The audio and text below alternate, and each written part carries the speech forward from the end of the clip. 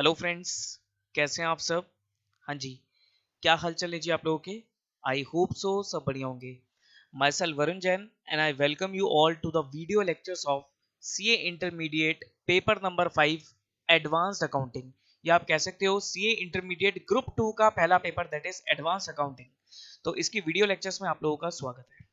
आइए जी, तो ये सब्जेक्ट जो है आपका that is very very interesting subject and very very scoring subject of group two में सबसे ज्यादा स्कोरिंग सब्जेक्ट है आपका एडवांस अकाउंटिंग। हालांकि ग्रुप 2 में आपके 3 और पेपर हैं, लाइक आपका ऑडिट का पेपर है, ईआईएस का पेपर है, एफएम इको का पेपर है। लेकिन अगर मैं चारों पेपर में बात करूं तो एडवांस अकाउंटिंग आपका सबसे ज्यादा स्कोरिंग पेपर है। उसके बाद आता है आपका FM eco, then audit EIS. ये दोनों थ्योरेटिकल पेपर हैं, इसमें इतना ज्यादा स्कोर नहीं आ पाता जितना एज कंपेयर टू जितना एडवांस और एफएम में आ जाता है। अगर आप अच्छे से मेहनत करो तो आप इस पेपर में 85 प्लस तक मार्क्स स्कोर करके चल सकते हो। But you need a good strategy and conceptual clarity. आपको पूरी अच्छी स्ट्रेटजी चाहिए और आपकी कंसेप्चुअल क्लैरिटी अच्छी होनी चाहिए। आपको सारे कंसेप्ट अच्छे से समझकर चलने पड़ेंगे। अब देखो सर, हमने ग्रुप 1 में भी अकाउंटिंग पढ़ी है, तो क्या एडवांस अकाउंटिंग का उस अकाउंटिंग से कुछ लेना देना है। देखो, एडवांस अकाउंटिंग का आपकी ग्रुप 1 की अकाउंटिंग से एज सच कोई खास लेना देना नहीं है। हाँ ठीक है, कुछ कॉन्सेप्ट्स हमारे थोड़े बहुत यूज हो जाते हैं, लेकिन बहुत ज्यादा चीजें यूज नहीं होती हैं। तो अगर आपकी अकाउंटिंग में कुछ कमियां भी हैं, अगर आपकी ग्रुप 1 अकाउंटिंग में कुछ कमियां भी हैं, तो ऐसा मत सोचना कि सर आपकी एडवांस अकाउंटिंग में भी दिक्कत आएगी। ऐसा कुछ नहीं है। कई बार मैंने देखा है सर, अकाउंटिंग में बच्चों के नंबर कम आते हैं लेकिन एडवांस अकाउंटिंग में बच्चा बहुत अच्छे ले आता है। अकाउंटिंग में बच्चा 60s की लाइन में नंबर लाता है लेकिन एडवांस अकाउंटिंग में 80s क्रॉस कर जाता है। वो ऐसा कुछ नहीं है। देखो, लेना देना आपस में दोनों का कुछ नहीं है, दोनों बिल्कुल अलग सब्जेक्ट है। दिखने को लगता है, कहने को लगता है कि सर ये एडवांस अकाउंटिंग है तो मे बी इसका जो लेवल होगा वो थोड़ा एडवांस होगा। ऐसा कुछ नहीं है, कोई भी लेवल एडवांस नहीं है, बस नाम रख दिया गया है एडवांस अकाउंटिंग, क्योंकि इसमें थोड़े डिफरेंट तरीके के टॉपिक्स आप लोगों ने जो आज तक कभी पढ़े नहीं है वो आप लोग यूज करके चलोगे। अकाउंटिंग में आपने कुछ ऐसे टॉपिक्स भी पढ़े हैं जो आपने पहले भी कभी पढ़ रखे हैं, हो सकता है आपने 12th क्लास में पढ़ा होगा। जैसे एक एग्जांपल के तौर पे कैश फ्लो स्टेटमेंट का टॉपिक आपने अकाउंटिंग में पढ़ा, ग्रुप 1 अकाउंट्स में पढ़ा, वो आपने 12th क्लास में पहले भी पढ़ा हुआ है। हालांकि बहुत डिफरेंट है, बहुत अलग तरीके से कंसेप्ट है, डिटेल्ड में स्टडी करी है आपने अकाउंटिंग में। लेकिन एडवांस अकाउंटिंग में सर आपने शायद ही कोई ऐसा टॉपिक होगा, मेरे ख्याल से एक भी टॉपिक ऐसा नहीं होगा जो आपने कभी पहले पढ़ा होगा। सिर्फ एक छोटा सा आपको लगेगा सर डिसोल्यूशन पहले पढ़ के आ रहा हूं, लेकिन डिसोल्यूशन यहाँ पर बहुत बड़ा है, बहुत भारी टॉपिक है। ठीक, तो एडवांस अकाउंटिंग का पुराने किसी भी टॉपिक से कोई लेना देना नहीं है। हाँ, बेसिक कंसेप्ट जो है, बेसिक अकाउंटिंग जो है वो तो सेम ही रहती है, वो तो चेंज नहीं होगी। लेकिन ऐसा नहीं है कि अगर आपको पहली की चीजें क्लियर नहीं है तो आपको यहाँ दिक्कत आएगी, ऐसा कुछ नहीं है। मैं आपको हर चीज का कंसेप्ट, हर चीज का detail concept, deep concept, basic concept साथ साथ बताता हुआ चलूंगा। तो गाइस, आपको बहुत मेहनत करनी है, बहुत अच्छे से समझ के चलना है और इस पेपर में आपको ज्यादा से ज्यादा स्कोर करके चलना है। तो आइए जी, लेट्स स्टार्ट। सो आपका पेपर है जी, आज का जो हमारा लेक्चर है that is just an introduction. में आपको सब्जेक्ट के बारे में बताऊंगा, कोर्स कंटेंट के बारे में बताऊंगा, पेपर पैटर्न के बारे में बताऊंगा, हम किस तरीके से पढ़ेंगे वो सब चीजें मैं आप लोगों को गाइड करके चलूंगा। देखो जी, एडवांस अकाउंटिंग ये पेपर है आपका, इसकी जो वेटेज है 100 मार्क्स की है, 100 नंबर का पेपर है आपका। ठीक, देखो अभी मैंने बताया आपको कि नाम कहने को एडवांस्ड है, लेकिन ऐसा कुछ नहीं है कि ये बहुत मुश्किल है, नहीं सर। अगर मैं बोलूं ना ग्रुप 1, तो ग्रुप 1 के कंपैरिजन में थोड़ा इजी ही है ये। ग्रुप 1 के अकाउंट से थोड़ा सा एडवांस जो है, एडवांस अकाउंट जो है वो थोड़ा इजी ही है। देखो पहले क्या होता था, मे 20 से पुरानी बात कर रहा हूं, मे 20 से पहले पहले क्या होता था, अकाउंटिंग में बहुत ज्यादा कोर्स होता था और एडवांस अकाउंटिंग में कम होता था। लेकिन अब इंस्टीट्यूट ने क्या किया कि अकाउंटिंग के कुछ पोर्शन को डिलीट करके एडवांस में डाला, प्लस कुछ फाइनल के भी टॉपिक्स एडवांस में डाले, तो अब दोनों का कोर्स कंटेंट लेवल तो बराबर है। बच्चा देखो, ग्रुप 2 में सबसे बड़ी नेगेटिव चीज क्या हो जाती है, बच्चा ग्रुप 2 में ग्रुप 1 जितनी मेहनत नहीं करता। मैं स्टार्टिंग में ही ये चीज बोलता हूं और मैंने इसके ऊपर एक वीडियो भी बना रखी है, आई होप आपने देखी भी होगी वो चीज। देखो, जितनी मेहनत आप ग्रुप 1 में करते हो ना, उतनी मेहनत आपको ग्रुप 2 में भी चाहिए। देखो, ग्रुप 1 में भी 4 पेपर है, ग्रुप 2 में भी 4 पेपर है। हाँ, बस ये फर्क हो जाता है कि ग्रुप 2 में तो थ्योरेटिकल पेपर है, लेकिन फिर भी आपको पूरी पूरी मेहनत ग्रुप 2 में भी चाहिए। ग्रुप 2 में कम मेहनत करने की वजह से ही कई बार बच्चा ग्रुप 2 में ही लटका रह जाता है। तो प्लीज, जितनी डेडिकेशन, जितना हार्डवर्क आपने ग्रुप 1 में किया है, उतना ही हार्डवर्क ग्रुप 2 में भी करना। एक ग्रुप 2 में मार्क्स कम लाने का, अगर मैं एडवांस अकाउंटिंग की बात करूं, एडवांस अकाउंटिंग में भी बच्चा ग्रुप 2 में मार्क्स कम लेके आता है। क्यों लेके आता है? क्योंकि वो ग्रुप 1 जितनी ग्रुप 2 में मेहनत करता ही नहीं है। वो सोचता है कि मेरे को तो अकाउंटिंग आती है। ये भी देखिए मैंने कि ग्रुप 1 अकाउंटिंग में 80 प्लस आ रहा है और ग्रुप 2 अकाउंटिंग में 40 भी नहीं ला पा रहा बच्चा। क्यों नहीं ला पा रहा? वो कारण ये होता है कि उसको ओवर कॉन्फिडेंस आ जाता है बच्चों को कि मेरे को तो अकाउंट्स बहुत अच्छे से आता है। भाई अकाउंट्स तो मेरे से बेहतर कोई जानता ही नहीं है। तो ग्रुप 1 अकाउंट्स मैंने अच्छे से कर लिया, तो ग्रुप 2 क्या है, वो तो मैं निकाल ही लूंगा। तो बच्चा ज्यादा सीरियसली होकर यहाँ पर पढ़ता नहीं है और उसका इंपैक्ट उसके रिजल्ट पे आ जाता है। तो आपको ऐसी गलती नहीं करनी है। जितनी मेहनत आपने ग्रुप 1 में करी है उतनी ही मेहनत आपको ग्रुप 2 में भी करके चलनी है। ठीक, तो आइए एक बार ग्रुप 2 की डिस्कशन करते हैं। आपका पहला पेपर है एडवांस अकाउंटिंग, दूसरा ऑडिट, तीसरा ईएएस, चौथा एफएमएन इको। जैसे मैंने आपको बताया ग्रुप 2 में आपके दो पेपर सबसे ज्यादा स्कोरिंग है, दैट इज एडवांस अकाउंटिंग, और जो लास्ट पेपर है आपका एफएमई को, ये प्रैक्टिकल पेपर है और बहुत ज्यादा स्कोरिंग है। ऑडिट ईआईएस ऐसा नहीं है कि इनमें नंबर नहीं आते, इनमें भी बहुत अच्छा नंबर लेके आते हैं बच्चे, लेकिन कई बार क्या होता है कि इनमें अच्छे नंबर लाने के लिए आपको बहुत ज्यादा मेहनत चाहिए, क्योंकि थ्योरेटिकल पेपर है और पहली पहली बार ये सब्जेक्ट पढ़ते हो, और इंस्टीट्यूट थोड़ा स्ट्रिक्ट भी होता है इन पेपर को लेकर, क्योंकि वो लैंग्वेज मांगते हैं अपने स्टडी मटेरियल की, तो आपको थोड़ी चीजें याद भी करनी पड़ती हैं, थोड़ी चीजें रटनी भी पड़ती हैं। तो इन दो पेपर में आपको नंबर ज्यादा स्कोर करने के लिए ज्यादा से ज्यादा मेहनत करनी पड़ेगी। लेकिन एडवांस अकाउंटिंग और एफएम में, इन दोनों में अगर आप नॉर्मल तरीके से जैसे ग्रुप 1 में पढ़ते हो वैसे ग्रुप 2 में भी पढ़ते चले जाओगे, तो आपके इन दोनों पेपर में अच्छे नंबर आ सकते हैं। ठीक, चलो जी, अब देखो 100 नंबर का पेपर है। अगर मैं पेपर पैटर्न की बात करूं तो जैसा आपने ग्रुप 1 का पेपर पैटर्न देखा है उसी टाइप का पेपर पैटर्न यहां पर भी है। क्वेश्चन नंबर 1 देखो, आपके 6 क्वेश्चन पूछे जाएंगे। 6 क्वेश्चन का बाइफरकेशन क्या रहता था कि पहला क्वेश्चन आपका कंपलसरी होता था और उसके बाद कुछ 5 क्वेश्चंस होते थे, उनमें से आपको कोई भी 4 क्वेश्चन करके चलने हैं। तो क्वेश्चन नंबर 1 आपका कंपलसरी रहता है, वेटेज 20 मार्क्स, और इसमें आपके अकाउंटिंग स्टैंडर्ड्स आएंगे। अकाउंटिंग स्टैंडर्ड्स आएंगे, 4 क्वेश्चन पूछे जाएंगे और 5 मार्क ईच। 4 क्वेश्चन पूछे जाएंगे और 5 मार्क कीजिए। आपका कंपलसरी क्वेश्चन है, इसमें कोई भी चॉइस नहीं है, लेकिन ये फिक्स्ड है कि पहला क्वेश्चन आपका अकाउंटिंग स्टैंडर्ड से पूछा जाएगा। ठीक, उसके बाद आपके क्वेश्चन नंबर 2 हो गया, 3 हो गया, 4 हो गया, 5 हो गया, 6 हो गया।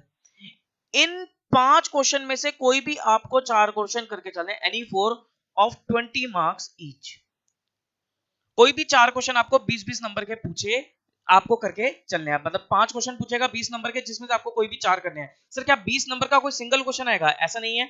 20 नंबर की वेटेज रहती है, बाइफरकेशन रहती है कि 20 में से वो आपसे 10-10 के 2 क्वेश्चन भी पूछ सकता है, वो आपसे 16-4 के भी 2 क्वेश्चन पूछ सकता है, वो आपसे 12 और 8 के भी 2 क्वेश्चन पूछ सकता है। हाँ, वो ऐसा भी हो सकता है कि वो 20 नंबर का कोई बड़ा क्वेश्चन पूछ ले, जैसे डिसोल्यूशन का टॉपिक है, वो बड़ा टॉपिक है, उसमें तो हो सकता है कि वो 20 नंबर का एक फुल फ्लैश डिसोल्यूशन का ही क्वेश्चन पूछ ले। ठीक, तो ये आपकी बाइफरकेशन रहती है 10-10, 16-4, 12-8, इस टाइप की बाइफरकेशन रहती है। हाँ, चांसेस कम रहते हैं कि आपसे वो 3 पार्ट पूछे, लेकिन जो आपका क्वेश्चन नंबर 6 रहेगा, ये आपका 5-5 नंबर का रहेगा।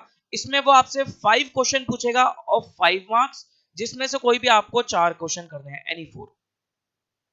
ठीक, क्वेश्चन नंबर 6 जो कि आपका बहुत इंपॉर्टेंट क्वेश्चन है, जो आपको कभी नहीं छोड़ना चाहिए, ये आपका बहुत ही स्कोरिंग क्वेश्चन होता है। इसमें आपके 5 क्वेश्चन पूछता है वो 5-5 नंबर के, जिसमें से आपको 4 क्वेश्चन करके चलने होते हैं। इसमें इंटरनल चॉइस भी होती है। यहां पर ज्यादातर वो हिट करता है, अकाउंटिंग स्टैंडर्ड्स पूछ लेता है, प्लस छोटे छोटे जो टॉपिक्स हैं वो छोटे छोटे टॉपिक्स पूछ लेता है, कोई थ्योरी क्वेश्चन भी डाल देता है। थ्योरी एज सच कोई थ्योरी इतनी आती नहीं है, लेकिन अकाउंटिंग स्टैंडर्ड्स पूछ सकता है, कोई छोटे छोटे आपके टॉपिक्स हैं उनमें से क्वेश्चन पूछ के चल सकता है। तो ये क्वेश्चन तो मैं रिकमेंड करता हूं कि आपको करना ही चाहिए, ये आपको कभी नहीं छोड़ना चाहिए। ठीक, तो ये आपका पेपर पैटर्न है, इस तरीके से क्वेश्चन पूछे जाएंगे।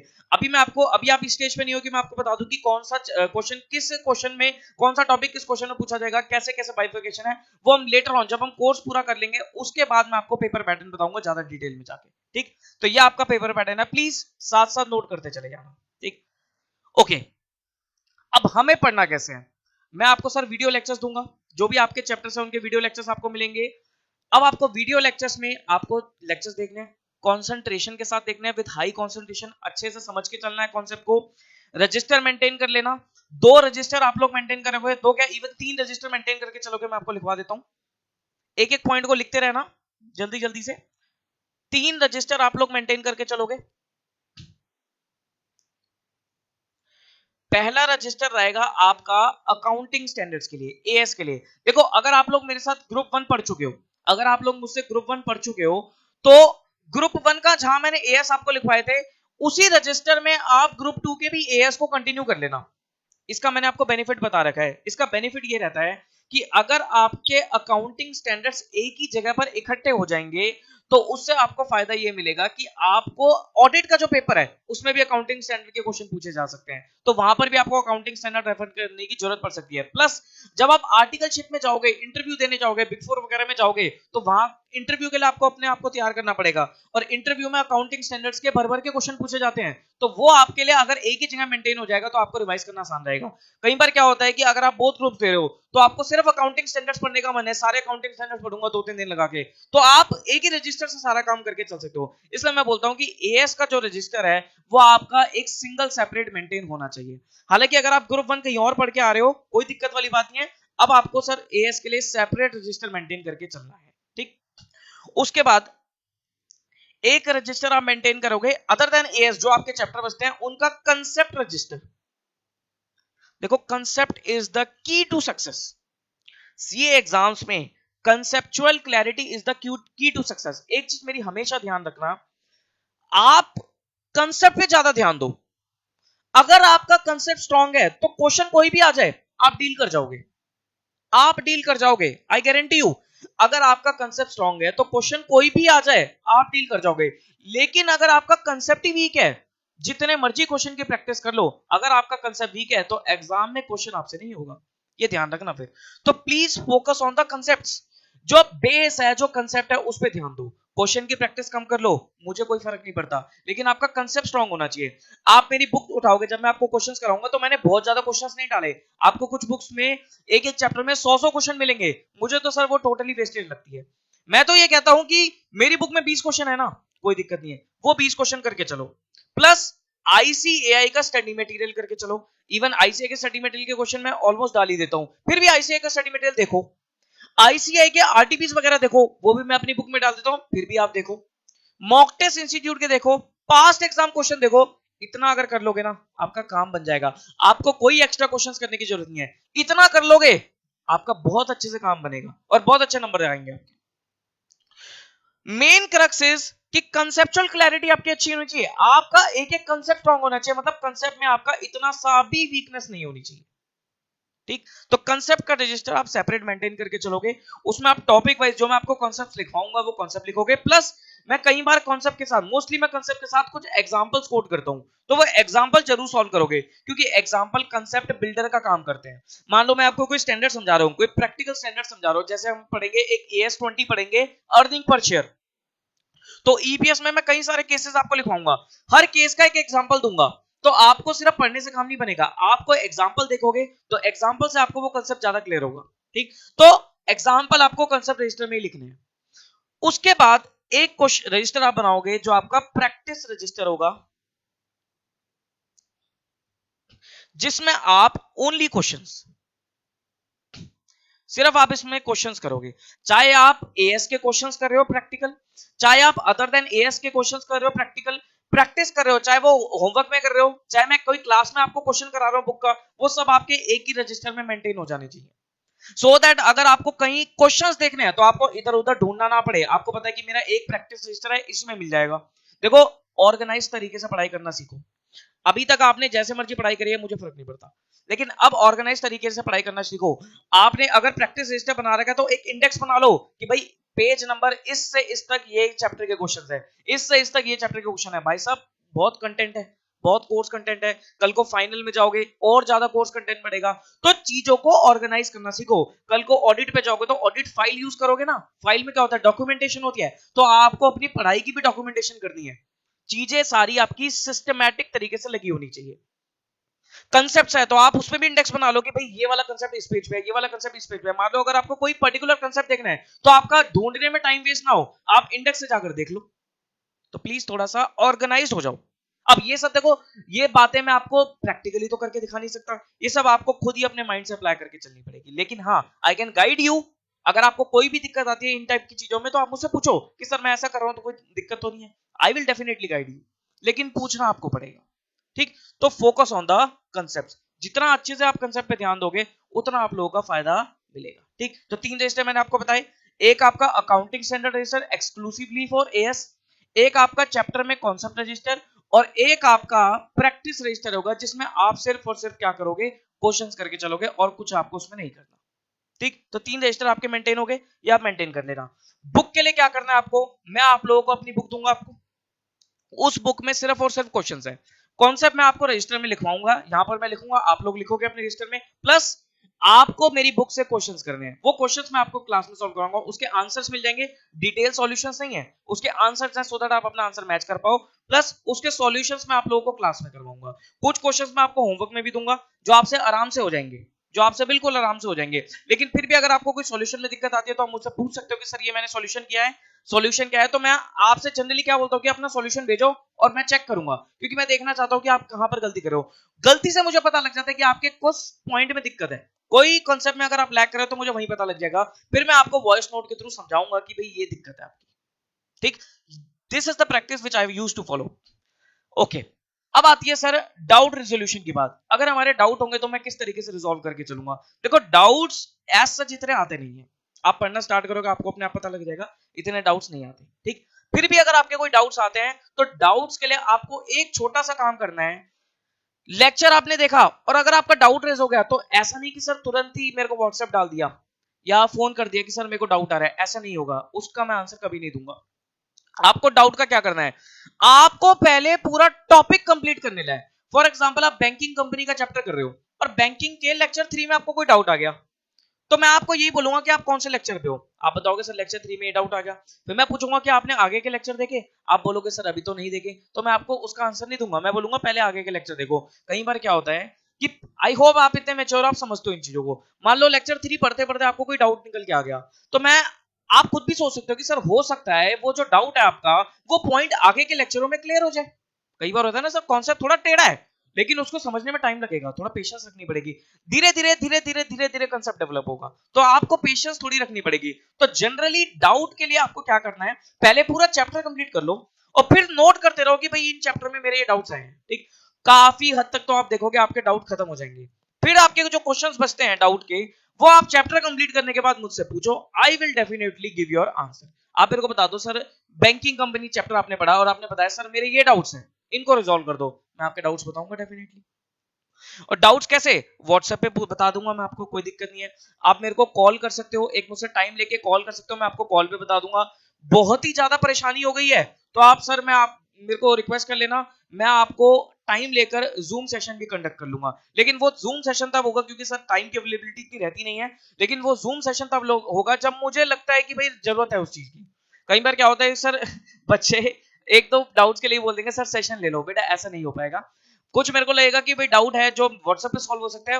फोन पे सॉल्व हो सकता है, वॉइस नोट एक अच्छा तरीका है, मैं वॉइस नोट पे भी चीजें समझा देता हूँ, वैसे सॉल्व करने की कोशिश करूंगा, लेकिन हाँ जहां मुझे लगेगा वो बहुत रेयर चांस होगा जब मुझे लगेगा कि भाई हाँ यहाँ तो मुझे सेशन लेना ही पड़ेगा, तो मैं आपका 15-20 मिनट आधे घंटे जो भी जितना भी टाइम लगेगा मैं आपका जूम सेशन के थ्रू भी डाउट रिजॉल्व करके चलूंगा, तो ये प्रैक्टिस मैं आप फॉलो करके चलता हूं जो सर आपको काफी ज्यादा मदद करेगी to clear your exams and to build your concept, ठीक है जी, तो ये आपका मैंने बता दिया पेपर पैटर्न, रजिस्टर आपको क्या मेंटेन करनी है, बुक आपको कौन सी रखनी है, बुक के लिए मैंने बताया सर मैं आपको अपनी बुक दूंगा, प्लस आईसीएआई का स्टडी मटेरियल आपके पास होना चाहिए, बाकी आरटीपीज मॉक टेस्ट वो सब कोर्स खत्म होने के बाद, काफी चीजें तो हम क्लास में कवर कर लेते हैं, उसके बाद कुछ आरटीपीज मॉक टेस्ट वगैरह या पास्ट एग्जाम करने होंगे वो मैं आपको कोर्स खत्म करने के बाद, उसकी मैं टाइमली वैसे भी यूट्यूब पे वीडियोस डालता रहता हूं तो वहां से आपको गाइडेंस अपने आप ही मिलती चली जाएगी, ठीक, ओके, देखो एक चीज और सुनना, आप अब ये जो टॉपिक पढ़ने जा रहे हो ना ये थोड़ा एडवांस है, एडवांस मतलब आप नई चीजें पढ़ने जा रहे हो, तो गाइस थोड़ी पेशेंस रखनी है, आप नए नए चैप्टर पढ़ोगे, आप पढ़ोगे कंसोलिडेशन, आप पढ़ोगे अमेलगमेशन, आप पढ़ोगे इंटरनल रिकंस्ट्रक्शन, आप पढ़ोगे लिक्विड, मतलब नए नए टॉपिक पढ़ोगे जिनको आपने कभी पहले सुना भी नहीं है, सुना मेरा कहने का मतलब है कि आपने कभी इसके बारे में कुछ प्रैक्टिकली नहीं देखा है, वर्ड कभी सुन लिया हो तो सुन लिया हो, लेकिन आपको थोड़ी पेशेंस रखनी पड़ेगी, धीरे धीरे धीरे धीरे कॉन्सेप्ट डेवलप होगा, ऐसा नहीं कि सर ग्रुप 1 अकाउंट्स में तो मैं फटाफट समझ में आता था क्योंकि सर वहां पर काफी चीजें आपने पढ़ी हुई है, लेकिन यहाँ बिल्कुल चीजें नहीं है, तो थोड़ा सा आपको पेशेंस रखनी पड़ेगी, थोड़ा सा टाइम भी देना पड़ेगा, फिर आपका कॉन्सेप्ट डेफिनेटली क्लियर होगा, ठीक, देखो patience is the key to success, patience आपको रखनी पड़ेगी, आई होप सर आप अब इस लेवल पे पहुंचोगे, आप समझ गए होंगे सर पेशेंस का क्या मतलब है, फाइनल में जाओगे आपको बहुत ज्यादा पेशेंस रखनी पड़ेगी, लाइफ में सर पेशेंस बहुत जरूरी है, जितना मर्जी आगे बढ़ जाओ, अगर आप में पेशेंस नहीं है तो सर बहुत ज्यादा आगे आप नहीं पहुंच सकते, धीरे धीरे आपको अपने पेशेंस लेवल को इंक्रीज करके चलना पड़ेगा, ठीक है जी, चलो फिर आओ जी, अब मैं आपका टाइम ज्यादा ना वेस्ट करते हुए आपको कोर्स कंटेंट बताता हूं कि क्या आपका कोर्स कंटेंट है।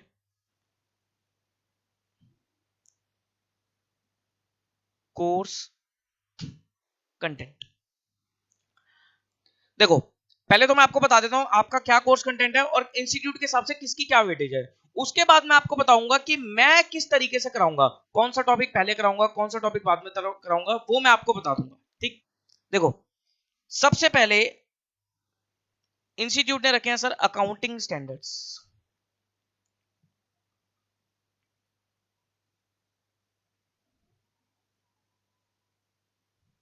अकाउंटिंग स्टैंडर्ड्स, अकाउंटिंग स्टैंडर्ड्स में आपके लिए कौन कौन से अकाउंटिंग स्टैंडर्ड्स हैं। देखो अकाउंटिंग स्टैंडर्ड्स की अगर मैं वेटेज की बात करूं तो इंस्टीट्यूट के हिसाब से इसकी वेटेज है लगभग 25 से 30 नंबर की। आपके एग्जाम में 25 से 30 नंबर के अकाउंटिंग स्टैंडर्ड्स हैं, ज्यादा भी आ सकते हैं, कोई गारंटी नहीं है 25-30 नंबर ही आएंगे, 40-40 नंबर के भी अकाउंटिंग स्टैंडर्ड्स पेपर में आ रखे हैं।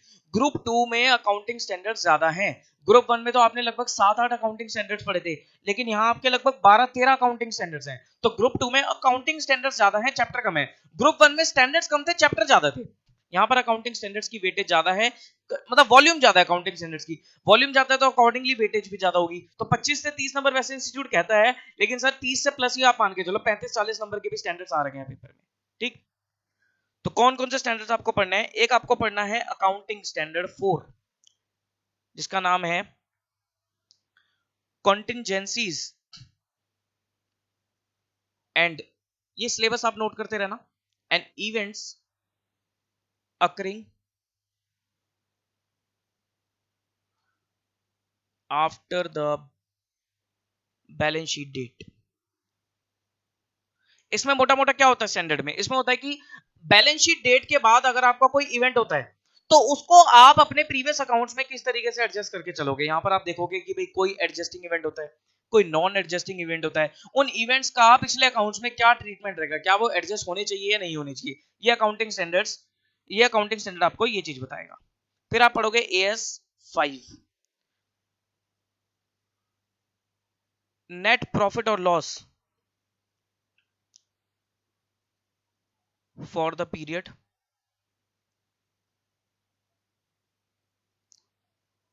Prior period items and changes in accounting policies, net profit or loss for the period prior period item and changes in accounting policies। यहां पर आपने तीन पार्ट्स में डिवाइड कर दिया स्टैंडर्ड को। एक पढ़ा आपने नेट प्रॉफिट और लॉस फॉर द पीरियड, आप देखोगे कि फॉर द पीरियड का जो प्रॉफिट और लॉस है वो कैसे निकलेगा। इसमें हम देखेंगे ऑर्डिनरी एक्टिविटीज का प्रॉफिट, एक्स्ट्रा ऑर्डिनरी एक्टिविटीज का प्रॉफिट, इनकी रिपोर्टिंग कैसे करी जाएगी। प्रायर पीरियड आइटम्स है, इनकी रिपोर्टिंग कैसे होगी, इनका डिस्क्लोजर कैसे होगा। अकाउंटिंग पॉलिसी में अगर कोई चेंज आता है तो इसका क्या इंपैक्ट आएगा इन योर अकाउंट्स। ठीक, ये AS5 हो गया आपका। उसके बाद AS7 कंस्ट्रक्शन कॉन्ट्रैक्ट्स, AS7 हो गया आपका construction contracts. AS7 construction contracts, इसमें आप लोग क्या देखोगे, इसमें देखोगे आप कंस्ट्रक्शन कंपनी अपना रेवेन्यू कैसे रिकॉग्नाइज करती है। एक कोई कंस्ट्रक्शन कंपनी है वो अपना रेवेन्यू कैसे रिकॉग्नाइज करती है, क्योंकि कंस्ट्रक्शन कॉन्ट्रैक्ट्स कहीं काफी समय तक चलते हैं, वो कैसे रेवेन्यू रिकॉग्नाइज करती है, कैसे अपना प्रॉफिट कैलकुलेट करके चलती है, वो आप इस स्टैंडर्ड में सीखोगे। प्रैक्टिकल स्टैंडर्ड है ये। AS9 रेवेन्यू रिकॉग्निशन, कि रेवेन्यू किस तरीके से रिकॉग्नाइज किया जाता है, क्या टाइमिंग रहता है, क्या बेस रहता है रेवेन्यू को रिकॉग्नाइज करने का, बहुत इंपॉर्टेंट स्टैंडर्ड रहता है ये। अब देखो स्टैंडर्ड्स कुछ थ्योरेटिकल भी होते हैं, कुछ प्रैक्टिकल भी होते हैं, कुछ मिक्स भी होते हैं। मैं आपको जब स्टैंडर्ड्स पढ़ेंगे तो ये भी बताऊंगा कि स्टैंडर्ड्स लिखना कैसे है, स्टैंडर्ड्स के आंसर किस तरीके से लिखना है। आपने ग्रुप 1 में जैसे मर्जी लिखा हो, लेकिन मैं आपको यहाँ तरीका बताऊंगा कैसे आपको स्टैंडर्ड लिखना है। मुझसे पढ़ा है तो मैं ग्रुप 1 में से ही बताता आ रहा हूँ, लेकिन नहीं पढ़ा तो सर मैं यहाँ आपको तरीका बताऊंगा कि स्टैंडर्ड में किस तरीके से लिखो सो दैट आपका अच्छा नंबर है, सो दैट आपको पूरे नंबर मिल जाए। नहीं तो क्या होता है स्टैंडर्ड पता है, आंसर भी पता है, लेकिन फिर भी 5 में से 2 नंबर मिल रहे हैं, 3 नंबर मिल रहा है, मैं बताऊंगा सर 4-5 नंबर कैसे स्कोर करने। ठीक, तो कुछ कमियां रहती हैं छोटी मोटी। उसके बाद आप पढ़ोगे AS14 that is your accounting for amalgamation. ये आप अलग से स्टैंडर्ड नहीं पढ़ोगे AS14, इसको मैं चैप्टर के साथ पढ़ाऊंगा। हम एक चैप्टर पढ़ेंगे अमेलगमेशन ऑफ कंपनीज, वहां पर ये स्टैंडर्ड अपने आप ही कवर हो जाएगा, इसके लिए हमें अलग से पढ़ने की जरूरत नहीं है स्टैंडर्ड को। उसके बाद आप देखोगे AS18, that is related party disclosures. Related party disclosures, ठीक है जी। भाई रिलेटेड पार्टी है, होल्डिंग सब्सिडरी है, या हस्बैंड वाइफ है, या कंपनी है, उसका डायरेक्टर है, डायरेक्टर का रिलेटिव है, तो किस तरीके से आप ट्रांजैक्शन को डिस्क्लोज करके चलोगे। AS18 के हिसाब से अगर आपने कोई रिलेटिव के साथ ट्रांजैक्शन करी है तो क्या डिस्क्लोजर आपको देना मैंडेटरी है, वो देखेंगे हम यहाँ पर स्टैंडर्ड में। उसके बाद एक बड़ा बेहतरीन AS है, दैट इज योर लीजेस। लीज पढ़ के चलोगे सर कि लीज अकाउंटिंग किस तरीके से करी जाती है, AS19 हो गया। उसके बाद आप AS20 पढ़ोगे, practical standard, that is earning per share, कि कंपनीज अपना EPS कैसे कैलकुलेट करती है, अर्निंग पर शेयर कैसे कैलकुलेट किया जाता है। आपने एक छोटा सा फॉर्मूला पढ़ा है अभी तक EPS का, अब डिटेल पढ़ेंगे कि AS के हिसाब से EPS कैसे निकाला जाएगा। उसके बाद आप एक स्टैंडर्ड पढ़ोगे AS22, that is accounting for taxes on income, जिसमें आपका defer tax asset, defer tax liability, कि भाई इनकम टैक्स का प्रॉफिट ये है, अकाउंटिंग का प्रॉफिट ये है, दोनों मैच नहीं कर रहे, तो क्या कोई डेफर टैक्स एसेट बनेगा, डेफर टैक्स लायबिलिटी बनेगा, ये स्टैंडर्ड भी सीख कर चलोगे। अच्छा स्टैंडर्ड है, बढ़िया स्टैंडर्ड है, इंपॉर्टेंट भी है। AS24 छोटा सा थ्योरी स्टैंडर्ड है, डिसकंटिन्यूइंग ऑपरेशंस, कि अगर कोई कंपनी, कोई बिजनेस हाउस, कोई एंटरप्राइज अपना कोई डिवीजन बंद करने की प्लानिंग कर रही है, तो एकदम से बंद नहीं होता, कुछ ना कुछ स्टैंडर्ड के हिसाब से, एएस के हिसाब से कुछ ना कुछ इंफॉर्मेशन डिस्क्लोज करनी स्टार्ट करनी पड़ती है। मान लो आज मैंने डिसीजन लिया कि मैं आप एक अपने डिवीजन को शट डाउन कर दूंगा, तो ऐसा नहीं कि सर मैं रातों रात बंद कर दिया, मेरे को पहले अपने शेयर होल्डर्स को, अपने रिलेटेड पर्सन को, अपने स्टेक होल्डर्स को इंफॉर्मेशन बतानी पड़ेगी, कुछ सालों तक मैं उनको इन्फॉर्म करूंगा, सो दैट वो अपना डिसीजन ले पाए। भाई उन्होंने पैसा लगा रखा है तो वो अपना डिसीजन भी तो लेंगे ना। तो ये स्टैंडर्ड के हिसाब से आपको बताया जाएगा कि क्या क्या चीजें डिस्क्लोज करनी है, कितने टाइम में डिस्क्लोज करनी चाहिए, वो सब चीजें आपको बताई जाएगी स्टैंडर्ड में। फिर आप पढ़ोगे AS26, that is your intangible assets. बचपन से सीखते आ रहे हो, सुनते आ रहे हो sir, intangible assets, goodwill, patent, copyright, trademark, software, license, ये सब क्या है आपके इंटेंजिबल एसेट्स है, इनकी अकाउंटिंग कैसे होनी है, AS26 बताएगा आपको। एंड एक और स्टैंडर्ड पढ़ोगे आप AS29, that is provision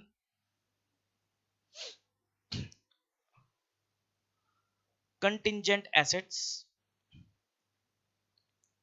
and contingent liabilities। ठीक, अब देखो ये स्टैंडर्ड भी आपका थ्योरेटिकल है, यहां पर देखोगे प्रोविजन क्या होता है, कंटिंजेंट लायबिलिटी क्या है, कंटिंजेंट एसेट क्या है, ठीक है, ये सब आपके स्टैंडर्ड्स हैं। लगभग आपके कितने स्टैंडर्ड्स हो गए, ये हो गए 1 2 3 4 5 6, हाँ 12 13 स्टैंडर्ड्स लग रहे हैं, ठीक है। ये स्टैंडर्ड्स आपके हैं। सर क्या स्टैंडर्ड्स हमें एक ही बारी में करने हैं, क्या हमें स्टैंडर्ड्स एक ही बारी में देखना है, ऐसा नहीं है, कुछ चैप्टर करोगे फिर मैं आपको बोलूंगा कुछ स्टैंडर्ड देख लो।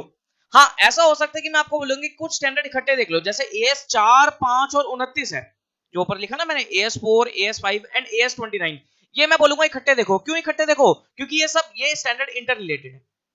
फिर ऐसा हो सकता है कि मैं आपको बोलूं कि अभी एक चैप्टर देख लो, उसके बाद AS20 देख लो, फिर मैं बोलूंगा कि बीच में दो छोटे छोटे AS स्टार्ट कर लो, AS18 कर लिया और AS अपना 24 कर लिया, ठीक। तो ऐसा हो सकता है, वो मैं आपको पूरा बताऊंगा, पूरा पैटर्न दूंगा, पूरा प्लान दूंगा, वो आपको मिलेगा प्लान कि मैं किस तरीके से किस सीक्वेंस में फॉलो करके चलना है, ठीक है। तो ये आपका अकाउंटिंग स्टैंडर्ड्स का टॉपिक हो गया।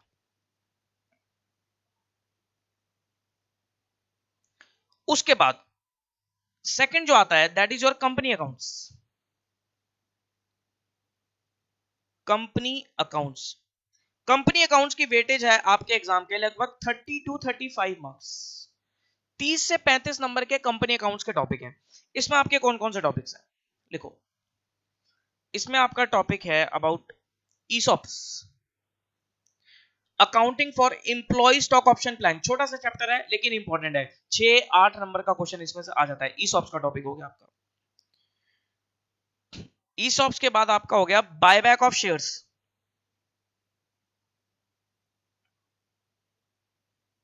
अगेन छोटा बट इंपॉर्टेंट टॉपिक। फिर एक हो गया आपका topic equity shares with differential rights, equity shares with differential rights, ESDR का टॉपिक हो गया। ये भी छोटा सा टॉपिक है, 2-3 क्वेश्चन का टॉपिक है, ठीक है। ये 3 टॉपिक आपके छोटे छोटे हो गए लेकिन इंपॉर्टेंट है। इन 3 में से 2 क्वेश्चन आते हैं एग्जाम में, ईसॉप्स, बायबैक, ईएसडीआर, इन 3 चैप्टर में से 2 क्वेश्चन एग्जाम में आपको मिलेंगे। तो इंपॉर्टेंट है, छोटे हैं बट इंपॉर्टेंट है। जो मैंने आपको बताया था ना कि क्वेश्चन 6 में सब पार्ट्स होते हैं, वो ज्यादातर इन्हीं चैप्टर में से डालते हैं, वो छोटे छोटे चैप्टर्स यही हैं। उसके बाद कंपनी अकाउंट्स में ही आपके पास एक टॉपिक आएगा about amalgamation, amalgamation of companies. ये आपका बड़ा टॉपिक है जिसमें से आपको क्वेश्चन एग्जाम में मिलेगा, 16 नंबर का क्वेश्चन इसमें से आपको एग्जाम में मिलेगा, अमेलगमेशन ऑफ कंपनीज, ठीक। उसके बाद आएगा आपके पास इंटरनल रिकंस्ट्रक्शन, ये भी एक इंपॉर्टेंट टॉपिक है, 10-12 नंबर तक का क्वेश्चन मिलता है। लेकिन हाँ, थोड़ा सा कुछ कह सकते हैं कि ट्रेंड ऐसा रहा है कि एक अटेम्प्ट में अमेलगमेशन आ गया, एक अटेम्प्ट में इंटरनल आ गया, ऐसा कुछ सीक्वेंस रहती है, लेकिन ऐसा फिक्स नहीं है। कई बार ऐसा भी हुआ है कि कंटिन्यूअसली 2-3 अटेम्प्ट में अमेलगमेशन आ गया, फिर इंटरनल रिकंस्ट्रक्शन आ गया 2 अटेम्प्ट में लगातार। तो बच्चे सोच तो लेते हैं सर पिछले में अमेलगमेशन आएगा तो इस बार इंटरनल कर लूं, या इस बार इंटरनल आया था तो अगले में अमेलगमेशन कर लूं। ऐसा नहीं होता, मैं तो आपको दोनों ही करवाऊंगा। अब वो आपको जो करना है करो सर, वो आपका रिस्क है, मेरी तरफ से आपके लिए कोई भी चॉइस नहीं है, आपको सब करना है। क्योंकि स्टार्टिंग में बोल दूंगा कि भाई ये चॉइस है, ये ऑप्ट कर सकते हो या नहीं ऑप्ट कर सकते, वो गलत चीज है, ठीक। सब कुछ करना है भाई, सब कुछ समझना है, पेपर में आए या ना आए, आगे काम तो जरूर आएगा। चार्टर्ड अकाउंटेंट बनने जा रहे हो, अकाउंट्स तो आपकी टिप्स पर होनी चाहिए, हर चीज की आपको काउंटिंग आनी चाहिए, चाहे वो इंटरनल हो, चाहे वो अमेलगमेशन हो, चाहे वो कंसोलिडेशन हो, चाहे वो डिसोल्यूशन हो, सारी चीजें आपको आनी चाहिए। अब एग्जाम में आए या ना आए भाई, एग्जाम में तो चीजें सब कुछ तो पूछ नहीं सकता, कुछ ना कुछ ही पूछेगा ना, तो वो चीज हमारे लिए इतनी रेलिवेंट नहीं होती। मेरे को तो सब कराना है सर आपको, अब वो आपको भी सब पढ़ना है, एक बार तो सब पढ़ना है आपको, ठीक। तो इंटरनल रिकंस्ट्रक्शन हो गया, और एक और टॉपिक इसमें बनता है about liquidation of companies,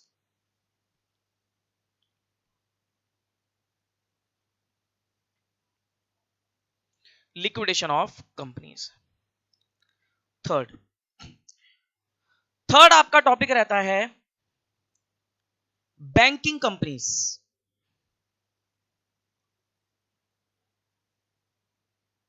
banking companies accounts भी आप सीखोगे कि सर एक बैंक अपने अकाउंट्स कैसे बनाता है, यहां पर कई सारी एडजस्टमेंट्स हम सीखेंगे, प्लस बैंकिंग कंपनी अकाउंट्स के फॉर्मेट्स हम सीखेंगे, सारी चीजें सीखेंगे। और एक आप सीखोगे एनबीएफसीज, एनबीएफसीज अपने अकाउंट्स कैसे बनाते हैं, इनकी प्रोविजनिंग कैसे होती है। ये दोनों चैप्टर आपको ऑडिट में भी काम आएंगे, ऑडिट में भी आपका बैंक ऑडिट है, यहां पर बैंक अकाउंट सीख लिए, ऑडिट में आप बैंक ऑडिट सीख लोगे, और फाइनल लेवल पे जब लॉ पढ़ोगे तो बैंकिंग रेगुलेशन एक्ट सीख लोगे।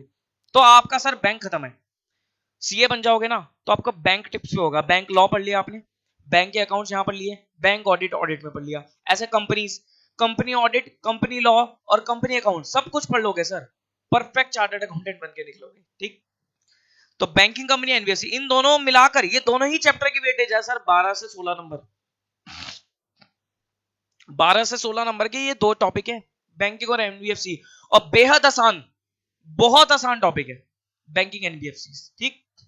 तो ये आपको 12 से 16 नंबर के लिए करके चलने हैं। और उसके बाद आपके पास टॉपिक आते हैं, फिफ्थ टॉपिक आएगा कंसोलिडेशन ऑफ फाइनेंशियल स्टेटमेंट, जिसको हम होल्डिंग भी बोलते हैं, होल्डिंग कंपनी अकाउंट्स भी बोलते हैं। इसमें आप सीखोगे, आपने सुना होगा कई बार, एक होल्डिंग कंपनी एक सब्सिडी कंपनी है, दोनों के कंसोलिडेटेड अकाउंट कैसे बनेंगे, क्योंकि है तो दोनों एक ही एंटिटी, भाई एक ही एंटिटी है, मान लो एक्स लिमिटेड, उसकी सब्सिडी है वाई लिमिटेड, लेकिन है तो सर दोनों एक ही, भाई एक्स के पास वाई का पूरा शेयर है, XY को कंट्रोल करके चलता है, तो दोनों के कंसोलिडेटेड अकाउंट्स कैसे बनेंगे, कंसोलिडेटेड रिपोर्टिंग कैसे करी जाती है, ये आप यहां पर सीख कर चलोगे। कंसोलिडेशन बहुत आसान चैप्टर है, थोड़ा लेंथी जरूर है, वॉल्यूम बड़ी है, लेकिन चैप्टर बहुत आसान है, इंटरेस्टिंग है। और उसके बाद आप पढ़ोगे dissolution, dissolution of partnership firms. अब डिसोल्यूशन में खाली आपने 12th क्लास में जो डिसोल्यूशन देखा था वो नहीं है यहाँ पर, वो तो है ही है, उसके साथ साथ बहुत सारी चीजें हैं। लाइक यहाँ पर आप सीखोगे distribution of cash, piecemeal distribution हम जिसे बोलते हैं, इंसॉल्वेंसी ऑफ पार्टनर, अगर पार्टनर इंसॉल्वेंट हो जाता है तो क्या होता है।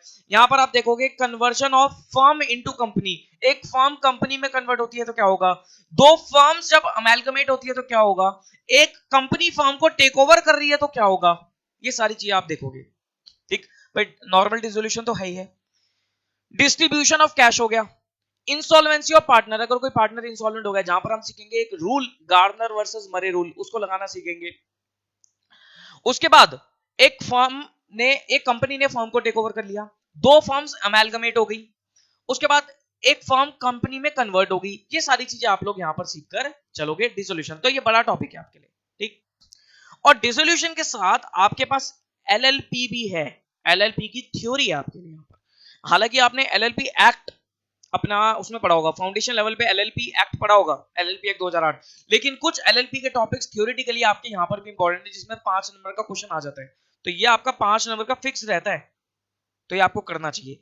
तो इन तीनों टॉपिक की मिलाकर वेटेज इंस्टीट्यूट ने रखी है 25 से 30 नंबर की। तो ये आपका कोर्स कंटेंट है ऑफ एडवांस अकाउंटिंग। ये चैप्टर्स हैं जिसको मैंने कुछ पार्ट्स में डिवाइड कर दिया। पहला अकाउंटिंग स्टैंडर्ड्स हो गया, उसके बाद कुछ कंपनी अकाउंट्स के टॉपिक डाले, फिर बैंकिंग एनिवर्सरी हो गया, फिर कंसोलिडेशन, डिसोल्यूशन और एलएलपी थ्योरी हो गया। ठीक, आपको शुरुआत किससे करनी है, देखो आप खुद ही सोचो शुरुआत किससे करनी चाहिए। सर शुरुआत में वो करा दो जो इजी भी हो, टाइम कंज्यूमिंग भी ना लगे और स्कोरिंग भी हो। तो आपको शुरुआत मैं कराऊंगा इस 12 से 16 नंबर के टॉपिक से। मैं आपको शुरुआत कराऊंगा बैंकिंग कंपनी अकाउंट से। आपको सबसे पहला जो चैप्टर देखना है that is your banking company account देखना है। हालांकि मैं आपको पूरा एक ट्रैकर दूंगा कि किस तरीके से आपको क्या सीक्वेंस फॉलो करके चलनी है, लेकिन शुरुआत के लिए मैं आपको बता देता हूं पहला चैप्टर जो रहेगा that is your banking company accounts. बड़ा इंटरेस्टिंग टॉपिक रहेगा, थोड़ा बड़ा जरूर है लेकिन एग्जाम के लिए इंपॉर्टेंट है। 12 से 16 नंबर है। एनबीएफसी छोटा सा है, एनबीएफसी ज्यादा बड़ा नहीं है, लेकिन बैंक्स बड़ा है। ठीक, तो ये आपका कोर्स कंटेंट है of your advance account. Again sir बहुत अच्छे से कॉन्सेप्ट समझ के चलना, स्कोर कर जाओगे अच्छा। अकाउंटिंग से ज्यादा इंटरेस्ट आएगा एडवांस में, ये ध्यान रखना। लेकिन अगर एडवांस को सीरियसली नहीं लिया तो एडवांस में घबराहट भी शुरू हो सकती है, तो दोनों चीजों को ध्यान रखना। अगर इंटरेस्ट ले लिया तो अकाउंटिंग से ज्यादा इजी लगेगा और अकाउंटिंग से ज्यादा इंटरेस्ट आएगा और अकाउंटिंग से ज्यादा नंबर भी आ जाएंगे। लेकिन अगर इसको सीरियसली नहीं लिया, ये रहा सर ओवर कॉन्फिडेंस में रहे कि मेरे को अकाउंट्स आता है तो मैं एडवांस तो कर ही लूंगा, नहीं, ऐसा करोगे तो सर फंस जाओगे, फिर फंस जाओगे आप, फिर लिटरली फंस जाओगे। फिर आपको क्या लगेगा सर एडवांस सबसे ज्यादा टफ लगने लग जाएगा। तो please focus on the concepts, ध्यान से पढ़ो, अच्छे से पढ़ो। और कोई भी दिक्कत परेशानी आती है तो सर मेरा नंबर आप लोगों के पास है, मैं नंबर आपको दोबारा लिख देता हूं।